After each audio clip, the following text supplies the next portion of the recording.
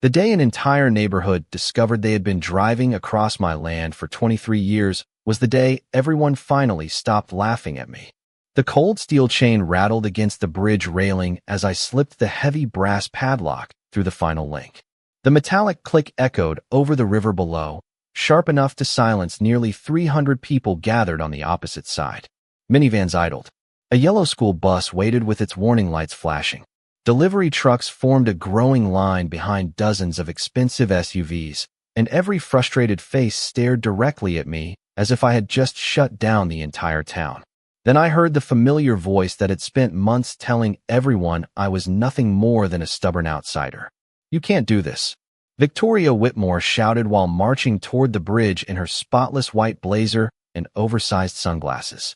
She carried herself like she owned every blade of grass within sight. As president of Cedar Ridge Estates HOA, she had spent years acting as judge, jury, and self-appointed queen of the subdivision. "Move that chain immediately," she demanded. "This is community property." I looked down at the weathered key resting in my palm before sliding it into my jacket pocket.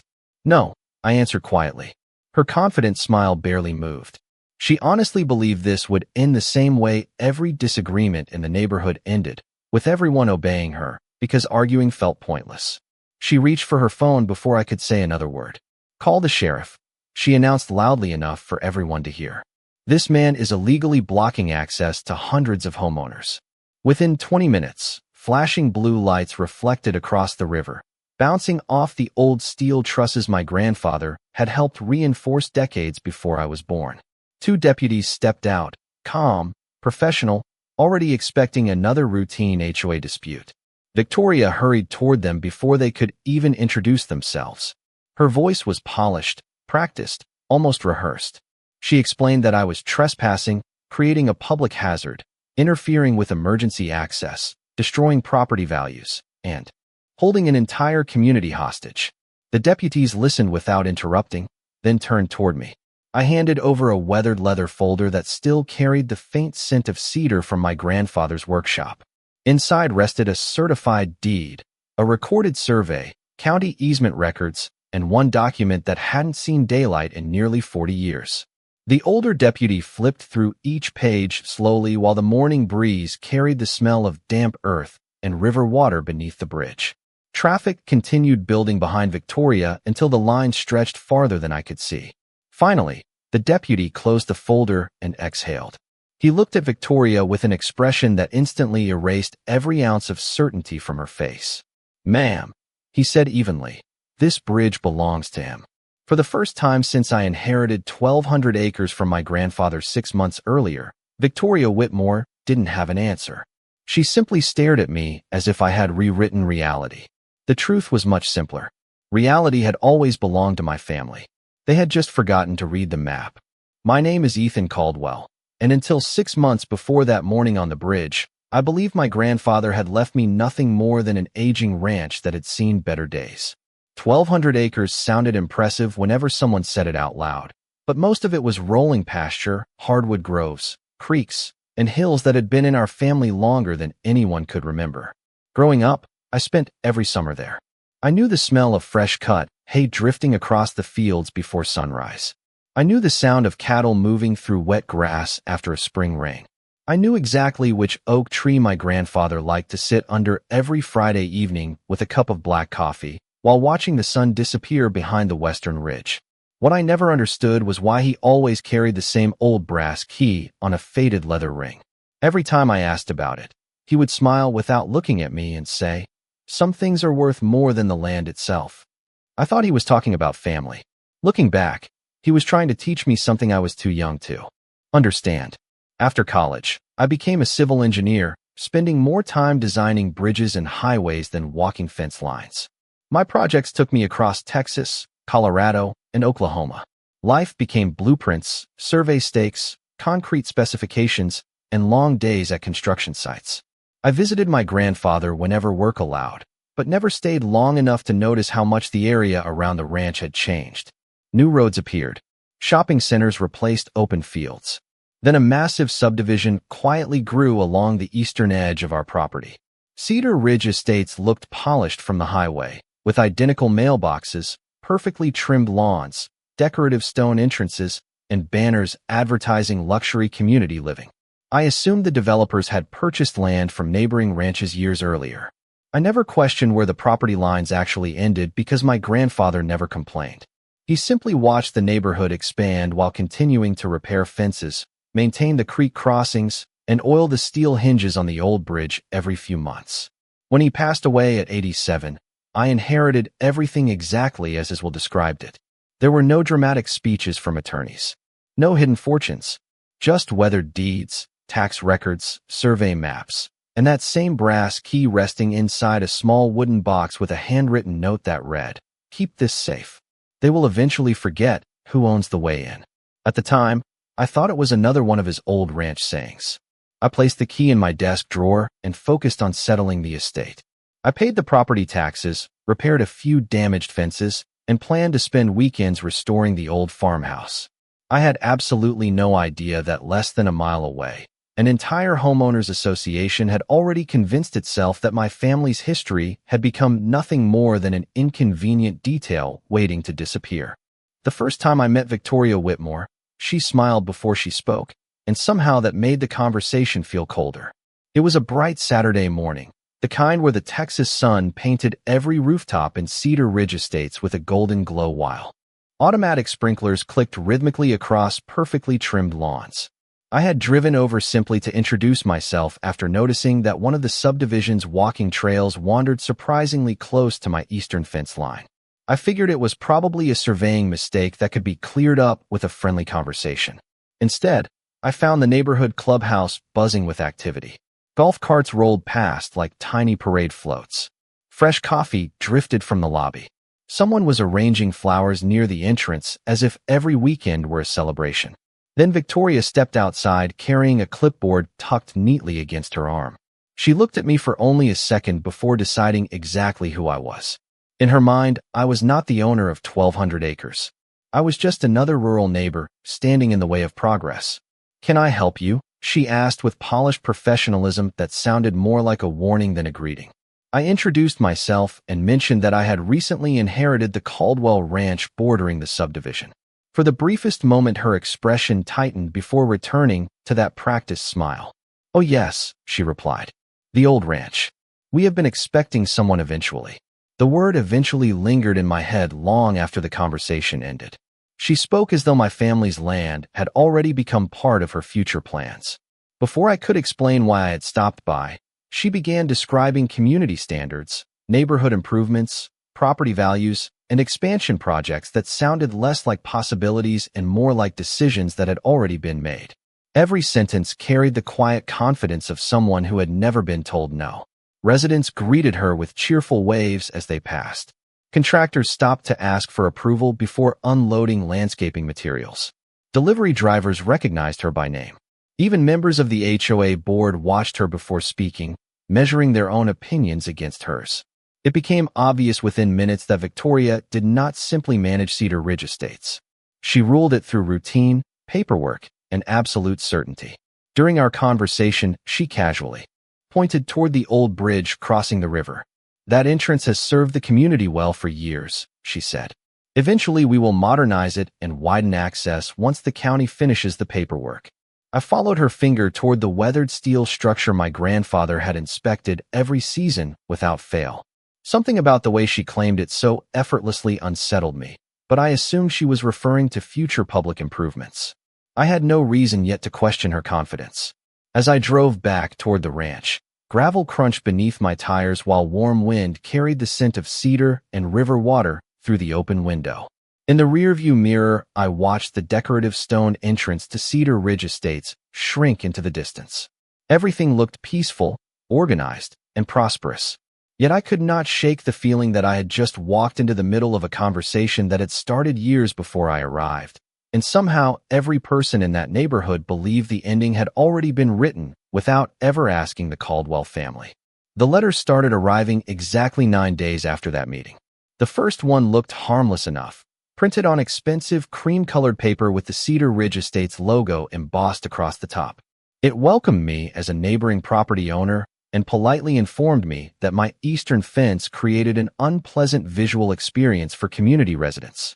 According to the notice, I was encouraged to replace the weathered cedar posts with decorative black aluminum fencing that better complemented the neighborhood aesthetic. I laughed, folded the letter, and tossed it onto my kitchen table beside a stack of utility bills. The smell of fresh coffee drifted through the farmhouse while morning sunlight spilled across the old pine floorboards my grandfather had installed with his own hands. I assumed someone had mailed the notice by mistake.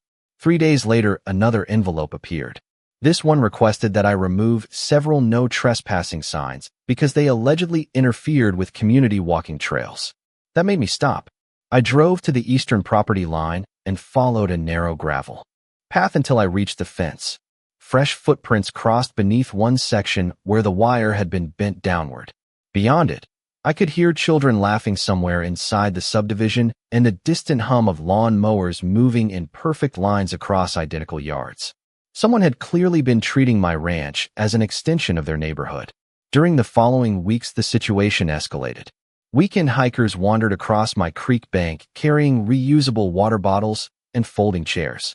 Dog walkers cut through my pasture because a community social media page had labeled the route a scenic nature trail. Cyclists stopped to photograph the river without realizing they were standing entirely on private property. None of them acted maliciously. Most smiled politely when they saw me. A few even thanked me for maintaining what they believed was shared green space. Every conversation ended the same way. They insisted the HOA newsletter had identified the area as future community recreational land.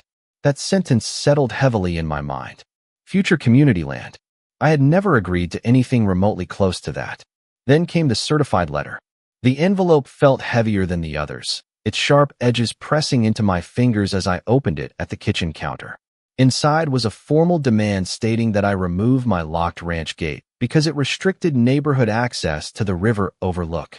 It also informed me that failure to cooperate could result in legal action to protect established community use. I read the document twice before setting it down. Outside, a warm breeze rustled the cottonwood trees while the old windmill turned slowly against a cloudless sky.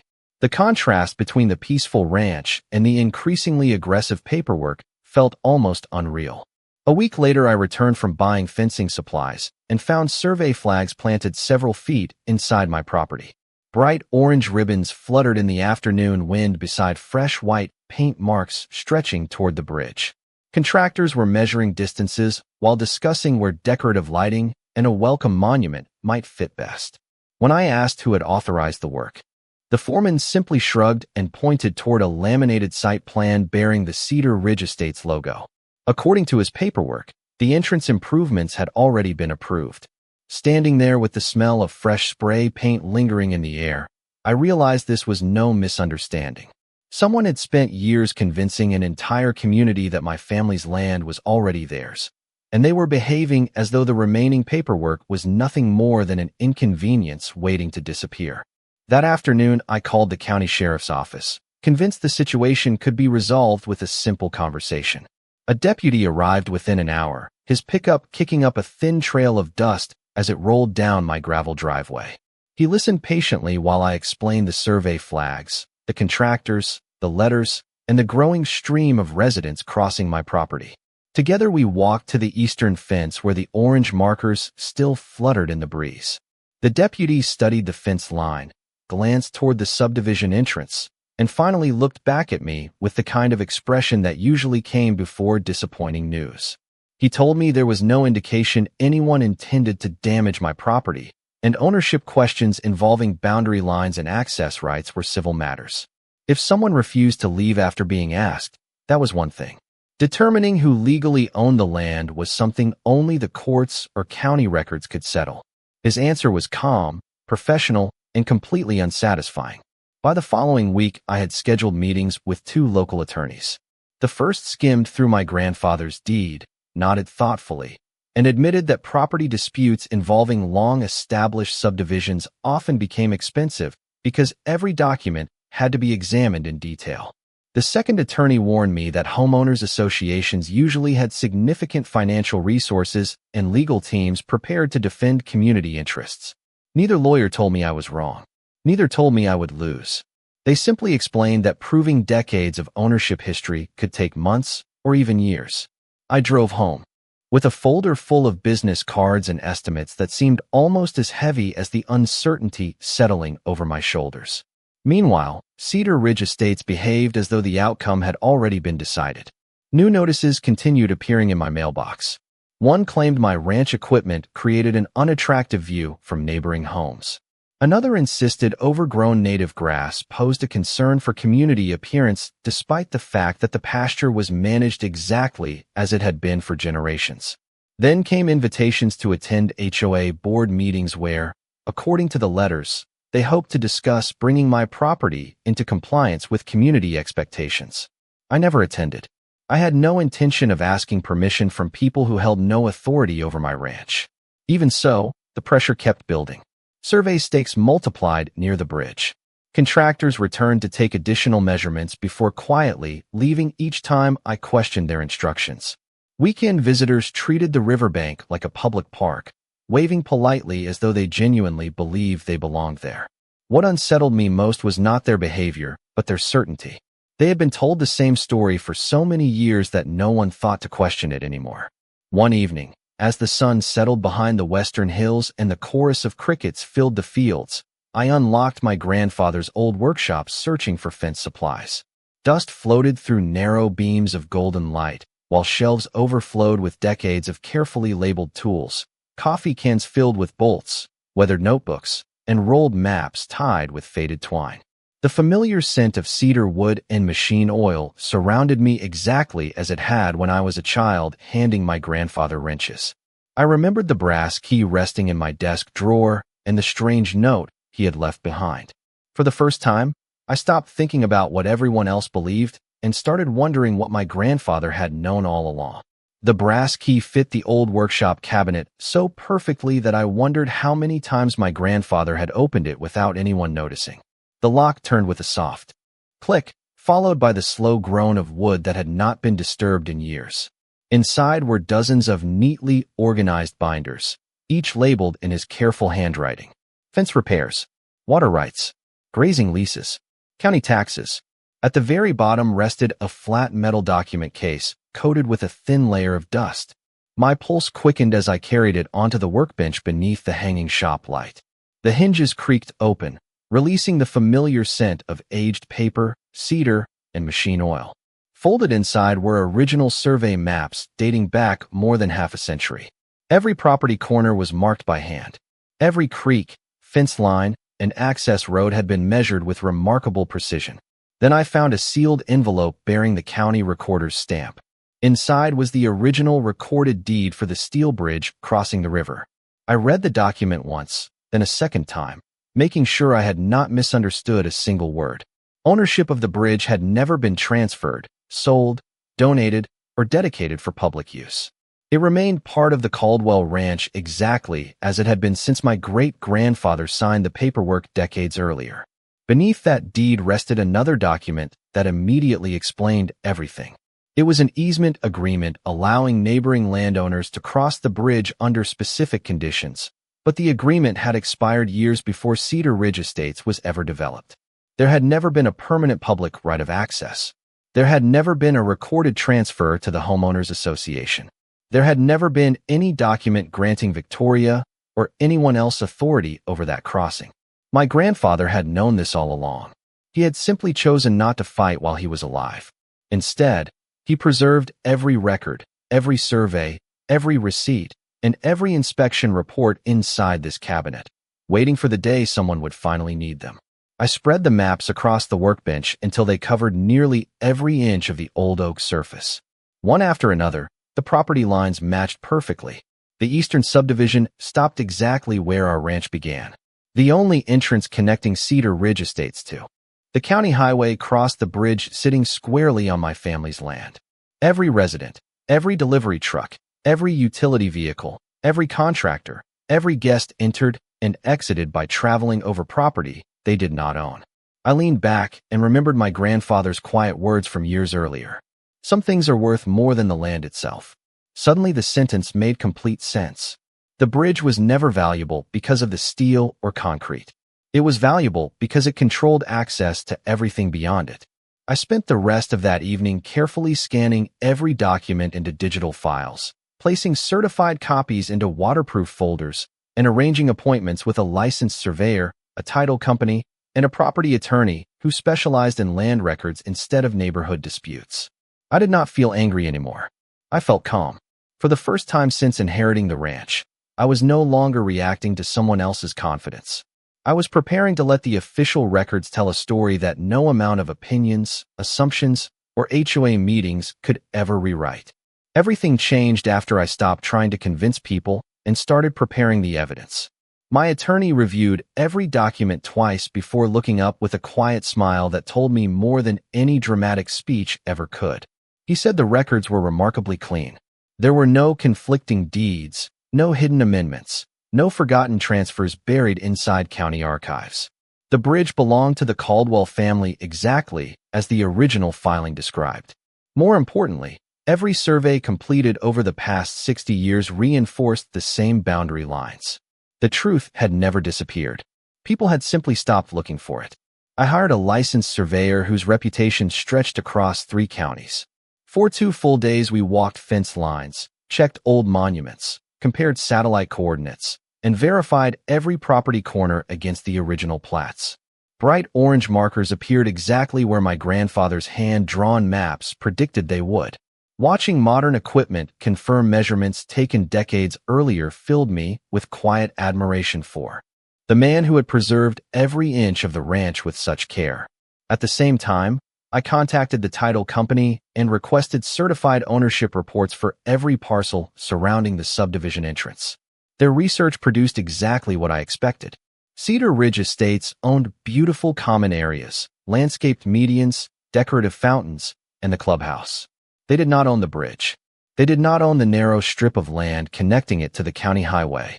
That entire corridor remained part of my ranch. Rather than announcing anything, I stayed completely silent.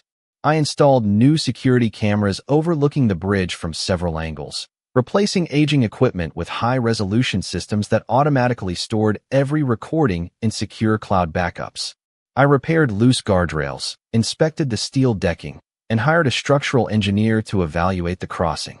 His report concluded that the bridge remained safe, but recommended limiting unnecessary traffic until future maintenance could be scheduled. That recommendation became another carefully organized document inside my growing file. Then I drafted a formal notice through my attorney informing Cedar Ridge Estates that the temporary access they had been enjoying for years was never supported by a recorded easement and that future use would require lawful negotiations. The letter did not contain threats, insults, or emotional language. It simply listed facts supported by certified records. We mailed copies by certified delivery to the Homeowners Association, the property management company, the county clerk, and every relevant agency connected to the subdivision. After that, we waited. The response arrived exactly as my attorney predicted. Victoria dismissed the notice as intimidation. The HOA board circulated messages assuring residents that everything would continue normally because, according to them, no individual could interfere with an established community entrance. Contractors scheduled additional landscaping near the bridge. Weekend traffic continued crossing my property without hesitation. I never interrupted anyone. Every evening, I watched the sunset reflect across the river while the old brass key rested comfortably in my pocket, no longer just a family keepsake, but the final piece of a story my grandfather had been patiently protecting for decades. I knew the moment was coming. I did not need to raise my voice, argue at another meeting, or answer another letter. All I had to do was wait until the official notice period expired, walk to the bridge before sunrise, and use the same key that had quietly outlasted every assumption anyone had ever made about who truly owned the only road home. The notice period expired at midnight. I woke before dawn, long before the first commuter would cross the river, and stepped outside into the cool morning air carrying the same brass key my grandfather had trusted for decades. A thin layer of mist drifted across the water while the eastern sky slowly turned shades of blue and gold. The bridge stood exactly where it always had, quiet and unchanged, as though it had been waiting patiently for this morning as long as my family had. I inspected the steel decking one final time, secured the heavy chain across the entrance, and closed the weathered padlock with a single solid click that echoed across the valley. Then I attached a professionally printed notice explaining that access across the privately owned bridge had been suspended pending lawful easement negotiations. Every sentence had been reviewed by my attorney. Every statement matched the recorded county documents. There were no accusations, no emotional language, only verified facts. Less than 20 minutes later, the first pickup truck rolled toward the bridge before stopping abruptly. The driver climbed out, read the notice twice, looked at me, nodded politely, and backed away without an argument.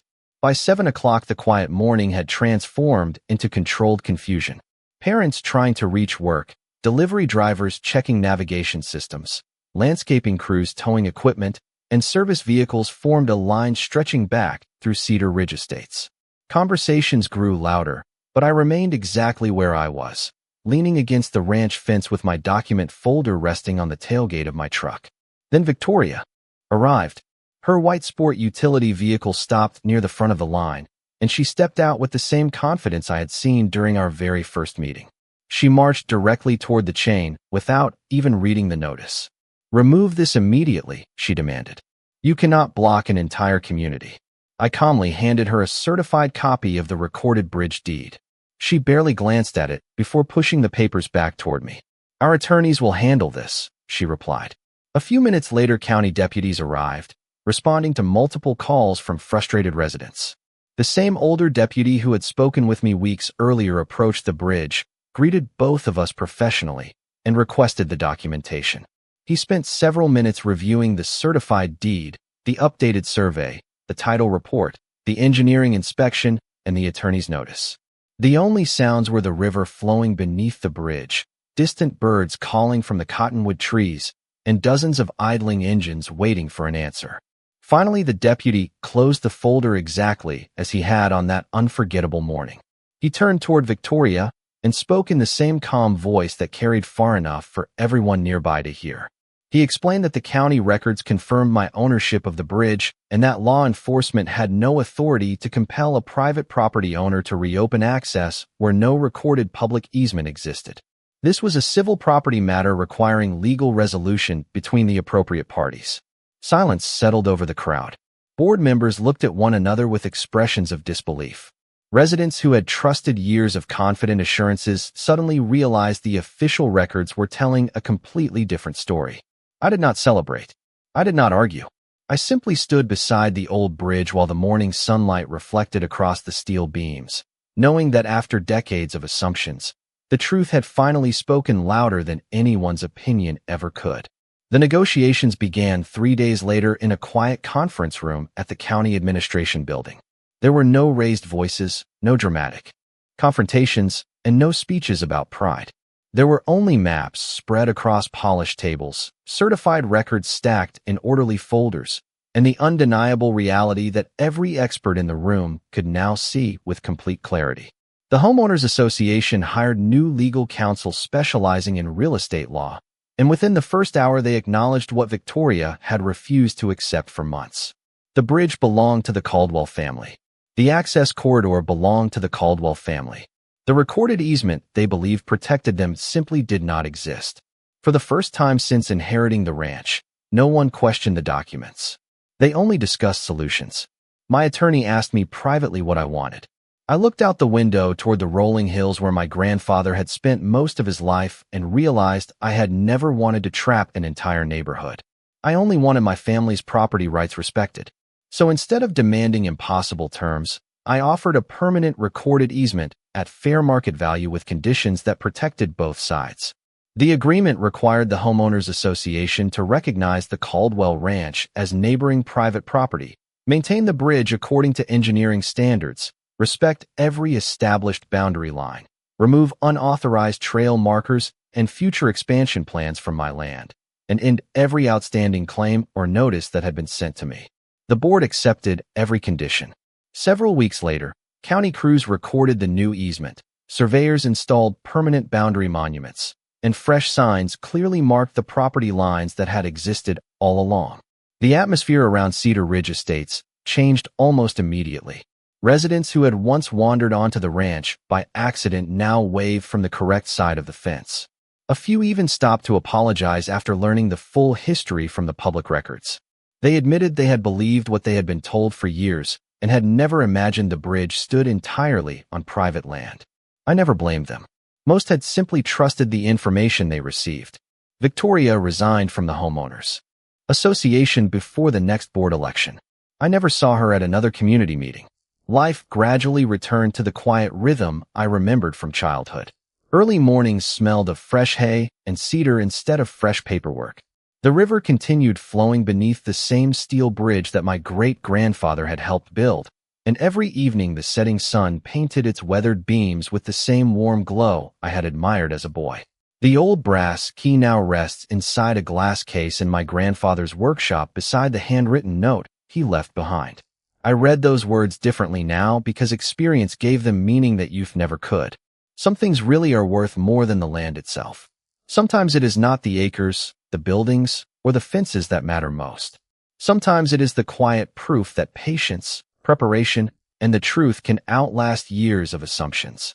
Every vehicle that crosses that bridge today does so legally because both sides finally respected the same map. And every time I hear tires rolling across the steel deck in the distance, I remember that real justice does not arrive with anger or loud celebrations. It arrives one verified document at a time, until reality finally becomes impossible for anyone to deny.